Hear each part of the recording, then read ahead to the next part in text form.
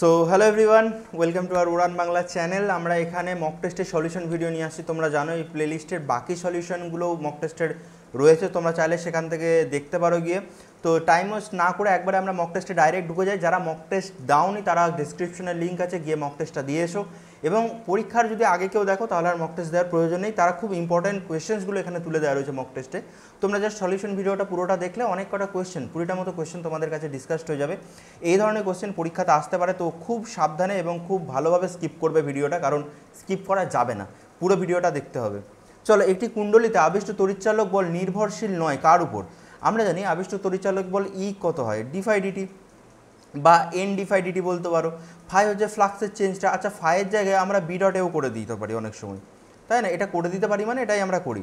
তাহলে বি এর উপর নির্ভর করে, তলের ক্ষেত্রফলের উপর নির্ভর করে, কুণ্ডলীর এন এর উপর, পাক সংখ্যার উপর নির্ভর করে। কিন্তু তড়িৎচালক বলটা কখনো রোধের উপর নির্ভর করে না। এটা বেসিক, যদি আমি এটা নাও বলতাম তাও তোমরা জ্ঞান দিয়ে জানো যে বাইরের যে রোধটা হয় তার উপর ভোল্টেজটা নির্ভর করতে পারে, বাট তড়িৎচালক বল কিন্তু তার উপর নির্ভর করে না। ইভেন ভিতরের যে অভ্যন্তরীণ রোধ আছে তার উপরেও নির্ভর করে না। তড়িৎচালক বল সম্পূর্ণ আলাদা একটা জিনিস, ইএমএফ একটা আলাদা জিনিস। তাই ইএমএফ বা তড়িৎচালক বল কুণ্ডলীর রোধের উপর নির্ভরশীল নয়।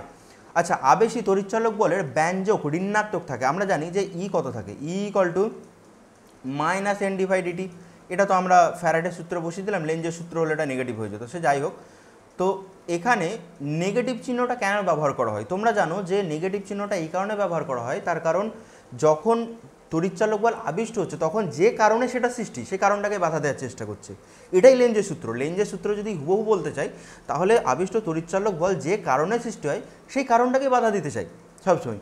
এরকম তো হবে না যে তড়িৎচালক বল সৃষ্টি হচ্ছে, সে বললো যে হ্যাঁ হ্যাঁ ঠিক আছে এসো আরও বেশি তড়িৎচালক বল সৃষ্টি করে নাও। এত সহজে হয় না, আমাদেরকে বাইরে থেকে কার্য করতে হয়। কার্য করে তড়িৎচালক বল বা তড়িৎ প্রবাহ আমাদেরকে সৃষ্টি করতে হয়, তার না হলে শক্তি ছাড়াই শক্তি উৎপন্ন হয়ে যেত, যেটা অবভিয়াসলি পসিবল নয়। তো যে কারণে আমাদের কী হয়, এটা তড়িৎচালক বলের পরিবর্তনকে বাধা দেয়। অপশন বিটা হয়ে যাবে কারেক্ট, যে আবিষ্ট তড়িৎচালক বল চৌম্বক প্রবাহের পরিবর্তনকে বাধা দেয়, সেই জন্য আমরা নেগেটিভটা বসে, যেটা লেঞ্জের সূত্রের আমাদের কথা ছিল। আচ্ছা, একটি কুণ্ডলীর সাথে জড়িত চৌম্বক প্রবাহ কুণ্ডলীর ক্ষেত্রফলের সাথে কীভাবে? এটা একবারই সোজা কোয়েশ্চেন। তোমরা জানো যে ফাই ইকুয়াল টু বি ডটে হয়, বা B A sine B A cos theta, B ডটে বা বিএ কস থিটা, তাহলে ফাই ভ্যারি করবে এর সাথে। এটা বলার মতো কোশ্চেন ছিল না। আচ্ছা, 1 হেনরি ইকুয়াল টু কি?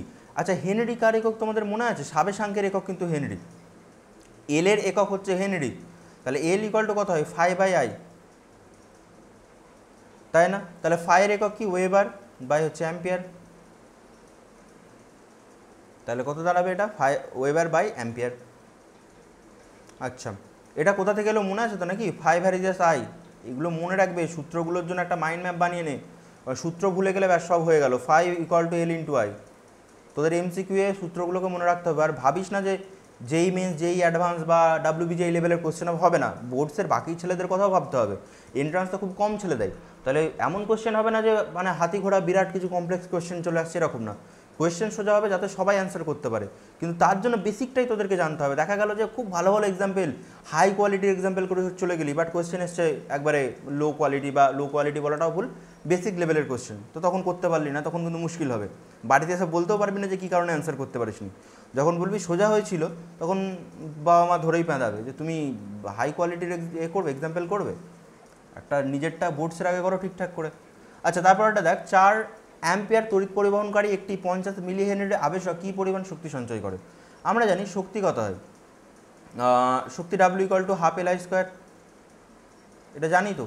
শক্তি বা কৃতকার্য কতটা জমা করে? Half L I square. Half এলের জায়গায় কত বসাবো আমরা? 50 ইন্টু 10⁻³ আয়ের জায়গায় কত বসাবো? 4 অ্যাম্পিয়ার তার হোল স্কোয়ার। কত দাঁড়াচ্ছে তাহলে? 50 into 10⁻³ into 4 4 16/2, 8 5 8 40, 400 into 10⁻³ equal to 0.4 ampere, 0.4 joule. Option এটা কারেক্ট। আচ্ছা, তারপরেরটা 6 নম্বর কোয়েশ্চেন। চলো ঝপাঝপ দেখি, এখানে এত সময় নষ্ট করলে হবে না। যদি না বুঝতে পারো কমেন্টে জানাবে, বা তোমাদের টপিক ওয়াইজ যদি ওয়ান শট দরকার হয়, যে হয়তো কারশফের সূত্রের কিছু অংশ বা পোটেনশিওমিটার অনেকে বুঝতে পারছো না, আমি দেখলাম কমেন্টে, বা পার্টিকুলার এই জায়গাটা বুঝতে পারছো না, তার ওয়ান শট চাইলে তোমরা কমেন্ট করতে পারো, আমি সেরকম মতো ভিডিও বানাবো। কোনো বর্তনীর তাৎক্ষণিক প্রবাহ আই ইকুয়াল টু √2 সাইন একটা কোণ প্লাস তার সাথে একটা ফাই, অর্থাৎ যে ফেজ ডিফারেন্সটা আরএমএস মান, দেখো এটা তো আমাদের কি রয়েছে, এটা I0 মানে ম্যাক্সিমাম ভ্যালু, আরএমএস কত হয়, আরএমএস হয় ম্যাক্সিমাম ভ্যালু বাই √2, তাহলে √2/√2 কত দাঁড়াবে, 1 দাঁড়াবে। অপশন সেটা কারেক্ট। আচ্ছা, এটি পূর্ণ চক্রে এসি কারেন্টের গড় মান, দেখো এটা বলে দেওয়ার কিছু নেই, এটা তোমরা জানো কত হয়, কিন্তু তাও অনেকে হয়তো ভুল অ্যান্সার করবে এটা। যখন একটা পূর্ণ চক্র হচ্ছে, এরকম, বাহ থ্যাংক ইউ, একটা যখন পূর্ণ চক্র হচ্ছে তখন সেক্ষেত্রে দেখো যতটা পজিটিভ সাইকেল আছে ততটাই নেগেটিভ সাইকেল, তাহলে গড় মান কত হবে, পূর্ণ চক্রে এসি কারেন্টের গড় মান হয় 0, এটা আমরা জানি। যদি হাফ সাইকেলে বলতো তখন আমাদের অ্যান্সার তো বার করতাম যে আরএমএস হলো I0/√2 বা গড় হলো 2I0/π, এগুলো হাফ সাইকেলের ক্ষেত্রে হতো, বাট এটা ফুল সাইকেলের ক্ষেত্রে 0। একটি এসি বর্তনীর আরএমএস তড়িৎ প্রবাহ কতটা, এটা হয় 8টা কি বলেছে দেখি, একটি এসি বর্তনীর আরএমএস তড়িৎ প্রবাহ 2 অ্যাম্পিয়ার, ঠিক আছে, আরএমএস এর ভ্যালু কত বলে দিয়েছে, আরএমএস এর ভ্যালু বলে দিয়েছে 2 অ্যাম্পিয়ার, গুড। আর যদি ওয়াটবিহীন প্রবাহ ওয়াটলেস কারেন্টটা কত বলে দিয়েছে আমাদেরকে, সেটা বলে দিয়েছে √3 অ্যাম্পিয়ার, তাহলে ক্ষমতা গুণক ভালো করে দেখ, এখানে একটা ফর্মুলা আছে, তোদের মনে আছে কি জানি না, ওয়াটলেস কারেন্টের যে মানটা হয় সেটা RMS into sine phi phase ডিফারেন্সের সাথে সমান হয়, তাহলে ওয়াটলেস √3 ইন্টু হচ্ছে এটা 2 সাইন ফাই, বা ফাই ইকুয়াল টু কত পড়ে থাকবে রে, সাইন ইনভার্স √3/2, সাইন ইনভার্স √3/2 এর মান কত হবে 60 ডিগ্রি। এবার আমাদেরকে বলেছে ক্ষমতা গুণক বা পাওয়ার ফ্যাক্টর আমরা জানি কত হয় R/Z, বা এটাকে কোণ দিয়ে প্রকাশ করলে কত হয় cos ফাই হয়, তাহলে cos 60 ডিগ্রির মান কত, cos 60 ডিগ্রির মান হাফ, ব্যাস এটাই তো আমাদেরকে জানতে চেয়েছে, তাহলে অ্যান্সার হয়ে যাবে অপশন সি। তারপর হচ্ছে চৌম্বক ফ্লাক্সের মাত্রা কতটা, এটা 9, চৌম্বক ফ্লাক্স ফাইয়ের মাত্রা কত হবে, phi equal to B dot A, আচ্ছা ফাইয়ের জায়গায় আমরা বি এর জায়গায় কত বসাতে পারবো, F equal to B Q V করা যায়, এখান থেকে আমরা বি এর ভ্যালুটা, তোমাদের যদি আলাদা আরও কোনো সিম্পলিফিকেশনের কিছু থাকে যে আরও সিম্পলিফাইভাবে করা যায় তাহলে তোমরা সেখান থেকে নিয়ে আসবে, আপাতত আমার মাথাতে তো এটাই এলো, এটা হবে mL(T⁻²) ইন্টু L² বাই নিচে পড়ে রইল IT ইন্টু ভি এর জায়গায় কত বসাতে পারবো আমরা, L(T⁻⁻1), এটা কেটে গেল, এটা এর সাথে কেটে গেল, কত পড়ে থাকবে আমাদের কাছে mL² T⁻², I⁻1, mL² T⁻², আচ্ছা বা A⁻1, তাহলে অপশন এটা কারেক্ট হয়ে যাবে। তারপরেরটা দেখি 10 নম্বর কোয়েশ্চেন, দেখো এখানে মক টেস্টটা কিন্তু খুব সোজা ছিল, টাইমও লাগছে না করার, তোমাদের পরীক্ষাতে এই ধরনের কোয়েশ্চেনই আসে সাধারণত, নতুন মানে প্রথমবার হচ্ছে, বাট আমরা অ্যাজিউম করতে পারি যে এরকমই আসবে, কারণ খুব হাতি ঘোড়া অ্যান্সার তোমাদের দেবে না, কারণ বাকি ছেলেদের কথা বোর্ডকে ভাবতে হবে, তোমরা যারা খুব একটু হাই লেভেলে রয়েছে পড়াশোনা করে তাদের জন্য তো না, সবার জন্য বোর্ডসে ভাববে। এবার কি বলেছে আমাদের আবিষ্ট প্রবাহ মাত্রা, সবার আগে আবিষ্ট তড়িৎচালক বলটা দেখে নিই, -d/dt, E = -d/dt, -d/dt, ddt of, দেখো আমি কিন্তু খুব সূত্রগুলোকে এক্সপ্লেন করছি না, আশা করছি যে তোমাদের কাছে সূত্রগুলো রেডি থাকবে, যদি না রেডি থাকে তাহলে বলবে, সূত্রের জন্য যদি কোনো 15 মিনিট বা 20 মিনিটের ভিডিও দেওয়া যায় আমি সেটাও চেষ্টা করব। বাংলা কত হবে তোমাদের 12t - 5, আচ্ছা t = কত সেকেন্ডে বলেছে, t = 0.25, এটাকে তোমরা 1/4 লিখতে পারো 0.25টাকে, এইভাবে অ্যান্সারগুলোকে মানে ডেটাগুলোকে ছোটো করে নেবে তাহলে হবে, 0.5কে হাফ ধরে নিলে তাহলে আমাদের সুবিধা আর কি। 12 ইন্টু টি এর জায়গায় 1/4 - 5 কত দাঁড়াবে, এটা 1/14 হয়ে গেছে, এটা 4 3 -5 কত হবে 2 -2, তাহলে +2 হয়ে যাবে। এর ভ্যালুটা আমাদের কারেন্টের ভ্যালু কত দাঁড়াবে, I = কত বলেছে আমাদেরকে E/R, দেখো এর মানটা 2, আমাদের রোধ বলে দিয়েছে 10 ওহম, তাহলে 0.2 দাঁড়াবে আমাদের কাছে, 0.2 অ্যাম্পিয়ার, তাহলে অপশন ডিটা কারেক্ট হয়ে যাবে। তারপরেরটা সাবেসাঙ্কের এসআই একক হেনরি, এটা দেখো আবার এসছে, রিপিট হয়েছে কোশ্চেনটা, এটা অলরেডি আমরা করলাম একটু আগে 11টা, তাড়াহুড়োতে এটা রিপিট হয়ে গেছে। অপশন এটা কারেক্ট হবে যে হেনরি = কত হয়, ওয়েবার পার মিটার, আমার লেখাটা ভুল হচ্ছে, এইভাবে লেখা না হেনরি এককটাকে, HENRY, হেনরি = কী হয়, ওয়েবার পার অ্যাম্পিয়ার, অপশন এটা কারেক্ট। তারপরেরটা কি বলেছে দেখো, আমাদের সাবেশাঙ্ক L = 12টা, আমাদের সাবেশাঙ্ক L = L এর মান একটা দিয়েছে, সাবেশাঙ্কের কত দিয়েছে 2 মিলি হেনরি বা 2 × 10⁻² হেনরি মতো। এর মধ্যে যে তড়িৎ প্রবাহ সময়ের সাথে সাথে কীভাবে চেঞ্জ হচ্ছে, I = e⁻t এবং t² হিসাবে চেঞ্জ হচ্ছে। কত সময় পর তড়িৎচালক বল শূন্য হবে, আমাদের কত সময় পর তড়িৎচালক বল শূন্য হবে, আগে তড়িৎচালক বল তো বের করি, কত হচ্ছে তড়িৎচালক বল তোমাদের কত হবে, E = এল ডিআই ডিটি, কারণ এটাও পড়েছিলাম যে স্যার আপনি তো জানেন E equal to d phi d t, minus করতে পারিস তোরা, কিছুই এসে যায় না মাইনাস করলেও, তাহলে ফাইয়ের জায়গায় স্যার এল ইন্টু আই করে দিতে পারি, কারণ একটু আগেই পড়েছিলাম ফাই ভ্যারিয়াস আই বা phi equal to L into I, সেখান থেকে স্যার এটা চলে এলো, এলটা বাইরে এলো, এল ডিআই ডিটি পড়ে রইলো আমাদের। তাহলে minus L d d t of I, আয়ের ভ্যালুটা কত রে, আয়ের ভ্যালুটা হচ্ছে E to the power minus T T square.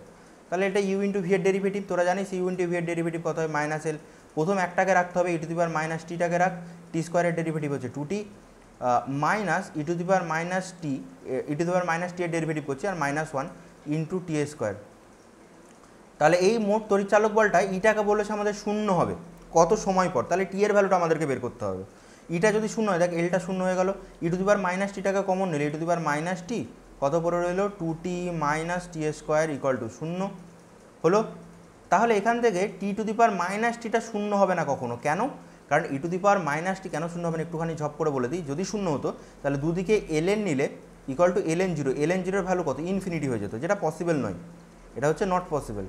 তাহলে আমাদের কী হবে, E to the power minus T not equal to zero, আর কি অপশন পড়ে রইলো আমাদের কাছে, তাহলে নিশ্চয়ই two T minus T square equal to zero হবে, ভিতরেরটা তাহলে নিশ্চয়ই জিরো। আবার এখান থেকে টি কমন নিলে two minus T equal to zero, তাহলে দুটো সময় পর আমাদের তড়িৎচালক বল শূন্য, একটা টি ইকুয়াল টু জিরো সময় আর টি ইকুয়াল টু টু সময়।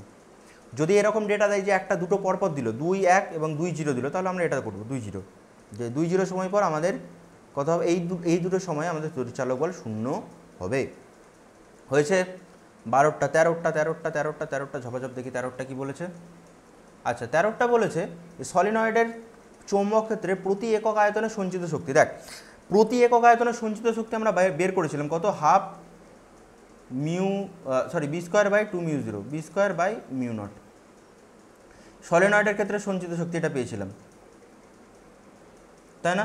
আর একটা তড়িৎ ক্ষেত্রে সঞ্চিত শক্তি কত পেয়েছিলাম মনে আছে, হাফ সাই জিরো স্কোয়ার, এগুলোর জন্য মনে থাকে, ইলেকট্রিক ফিল্ডের সঞ্চিত শক্তি, এটা ম্যাগনেটিক ফিল্ডের সঞ্চিত শক্তি। তাহলে ম্যাগনেটিক ফিল্ডের সঞ্চিত শক্তিটা রয়েছে, আমি এটাকে করতেই পারি যে হাফ বি একটা রেখে আর বি বাই মিউ নট একটা করে দিতে পারি। আচ্ছা বি বাই মিউ নটের একটা মান আছে হাফ বি ইন্টু এইচ, কারণ B by H equal to mu naught, ঠিক আছে। আচ্ছা তাহলে এটা আমি করে দিতে পারি, ভেক্টর গুণ করলে এটা করে দিতে পারি যে U B equal to half B, এটা অপশন বিটা কারেক্ট, ক্লিয়ার। আচ্ছা তারপরেরটা দেখি কত,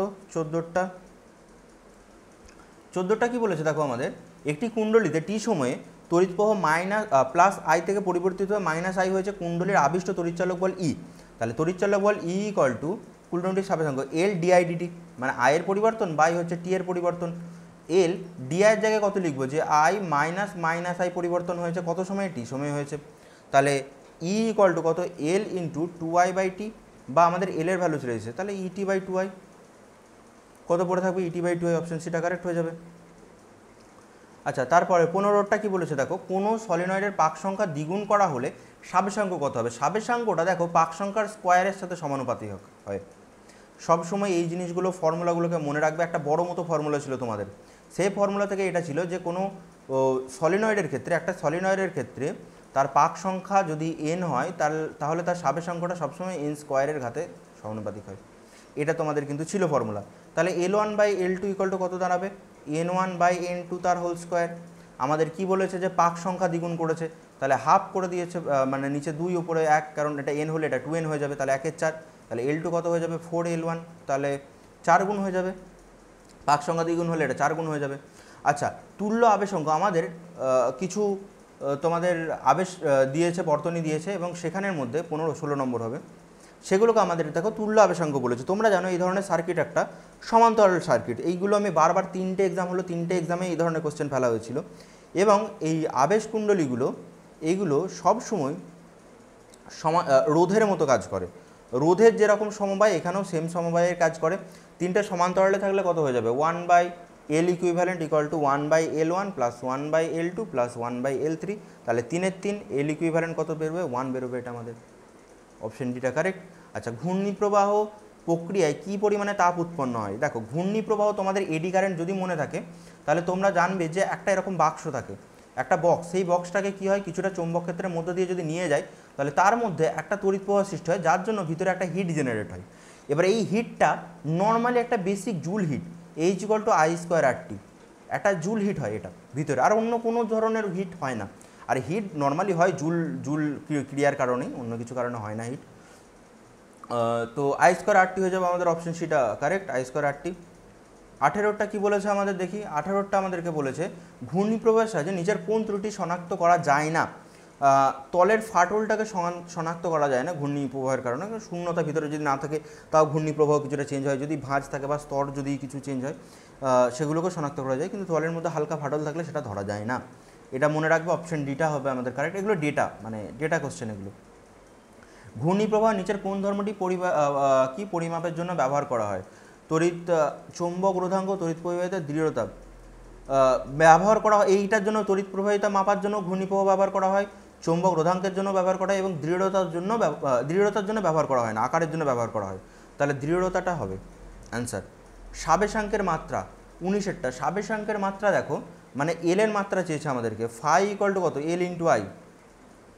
সেখান থেকে এল এর মাত্রা, ফাইয়ের মাত্রা বাই আয়ের মাত্রা, ফাইয়ের মাত্রা আবার বি ডটে। তোদের যদি এর থেকে সোজা কোনো প্রসেস মনে থাকে, যে কোনো প্রসেসে বের করা যায়, তাহলে করবি। আমার মাথাতে যেটা আসছে আমি সেটাই করছি, হয়তো একটু বড় হতে পারে। F/BQ, ভুল করলে একটু কমেন্টে জানাবি যে ভুল হচ্ছে কিছু। যদি ওটা লাইভ ক্লাস না, লাইভ ক্লাস হলে খুব ভালো হয়। আমাকে বেসিক্যালি রেকর্ডেড ক্লাসের থেকে লাইভ ক্লাস বেশি ভালো লাগে, তার কারণ সেখানে ইন্টারাক্ট করা যায় ছেলেদের সাথে। কী লিখলাম এটা, B=F/QV। এফ এর মাত্রা আমরা জানি mL/T⁻²। ঠিক করছি তো নাকি রে? বি এর জায়গায় F/QV লিখলাম, F/QV × I রয়েছে, ঠিক আছে। একটু যদি ভুল হয়ে যায় তাহলে আর অ্যান্সার মিলবে না। আয়ের জায়গায় I, কিউ এর জায়গায় হচ্ছে IT,